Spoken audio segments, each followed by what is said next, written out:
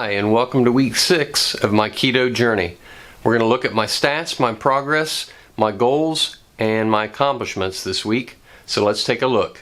Hi, I'm Steve, and you're watching Keto Stevo.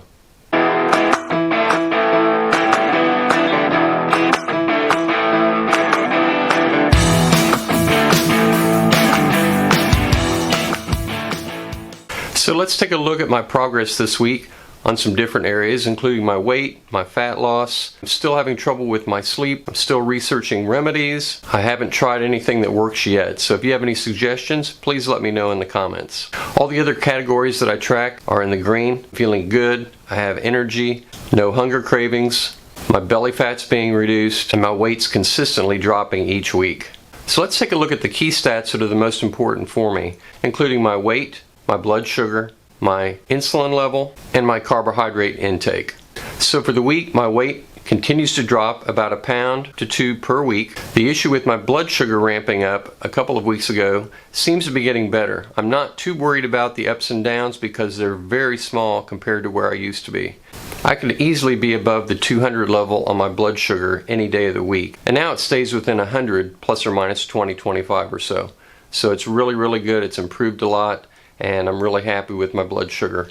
My insulin I have to adjust every day, and that depends on so many things, including how much sleep I got, how much activity, if I have any stress at work or stress on the drive into work, things like that. So I'm not too worried about my insulin creeping up just a little bit. It's still 50 points lower than before I started keto. If you remember, I was at 75 units per day, and now I'm down to 22, 23. So that's great improvement. My carb intake continues to stay around 10. Sometimes it's up to 12, sometimes it's down to 8, but my target is for 10 carbs total for each day. So overall, very happy with the results for week 6. So my ketone level and blood ketone index are still in good shape. They're both in the proper zones, and I have plenty of energy. The ketone level shows if you're in ketosis or not.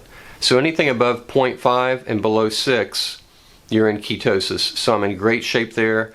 I'm always in ketosis, just different levels of ketosis.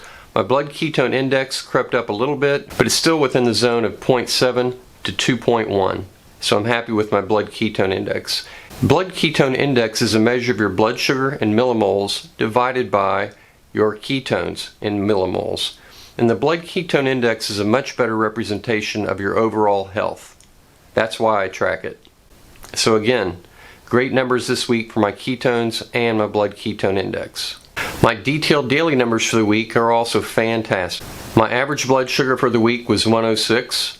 That is unbelievably good. And for the week, I only had a couple of highs and lows compared to before I started keto, when I would have highs and lows multiple times every day. So again, the keto diet with the low carb intake and tracking my blood sugar frequently throughout the day, and it's helped me to get control of my blood sugar levels. So let's take a look at the rest of the week. So my Wednesday through Saturday numbers also fantastic. I had 1 high, and that's it. The rest of the numbers you can see across the chart, everything's green. No spikes, no lows, no highs. Just a fantastic result for the week. And now my least favorite slide is my picture of my fat gut. So there's no updates to this slide this week. I'm not taking belly measurements every week or every other week. I'm taking belly measurements about once a month, and I'll keep track of those and also take photos about once a month and keep you posted on my progress. I have lost just over 2.5 inches so far on my stomach, and that I'm really happy with. So you can see my accomplishments for this week is staying on the OMAD diet, maintaining my carb intake at 10 grams or less, and that's been really easy so far. My exercise is up to 60 minutes per day, and of course that's low impact, that's walking and doing stairs at work. And also continuing my apple cider vinegar regimen at night when I take 1 set of my vitamins. So taking a look at my goals for next week, I of course want to maintain my carbs at 10 grams per day, continue exercising at the 60-minute per day level, continue on the 1 meal a day program. It's been working out, and it's very easy for me to do. Keep working on my blood glucose level. Keep it around 100, that's my target. If it goes a little high or a little low, that's okay. But just keep targeting that 100 point on my blood sugar. And then the exciting thing for next week is I'm going to start research on a 4-part series that's going to be titled, Is Keto Getting a Bad Rap? I'm going to explore why doctors and dietitians continue to recommend the food pyramid. even when they know it doesn't work. Why do they do that? And is there a hidden agenda involved? Also, I want to look at the bias or perceived bias against keto in the medical community. Why is it there are certain diets that are prescribed and others that are taboo, as in keto? And then finally, I want to take a look at the U.S. obesity rate and what's causing that. If we've got all this information and all these diets available, why does the obesity rate continue to rise? So watch for that upcoming series in the next week or two. So that's all for this week's update. Week number 6, I can't believe it already. I feel great. I have tons of energy, clarity of thought. I'm having fun. I wouldn't do this if I wasn't having fun.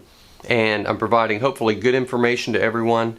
My thoughts and opinions on some things, and the rest of it is fact. And if you're enjoying my channel, please click that subscribe button and give me a like. Thanks so much for joining me this week. Take care, and we'll see you next time.